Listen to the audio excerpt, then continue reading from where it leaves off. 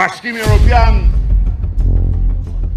ka shkuar për te fjalëve, ka shkuar për te premtimeve dhe ka hapur portën e madhe duke na dhënë një afat për të mbyllur negociatat dhe për të nënshkruar marrëveshjen e hyrjes son në atë shtëpi të ndërruar 2027. Gjatë fushatës elektorale të 11 majit, Edi Rama e përdori pasaportën europiane si kartën kryesore të premtimeve politike, duke deklaruar se Shqipëria do të antarësojë në Bashkimin Evropian brenda vitit 2030.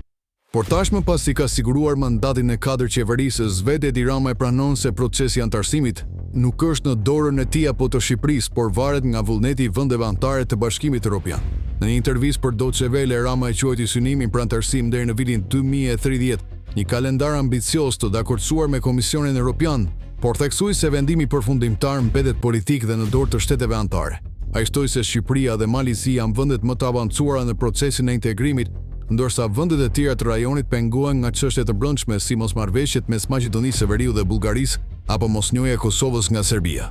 Sa i përket raporteve Kosovë-Serbi, Rama tha se Kosova duhet të përmbushë në mënyrë të njëanshme të gjitha detyrimet e dialogut dhe t'ia lërë topin në derë të Serbisë. Sipas tij, vetëm kështu Prishtina do të fitojë kredibilitet ndërkombëtar dhe do t'i tregojë Europës se është palë konstruktive në proces.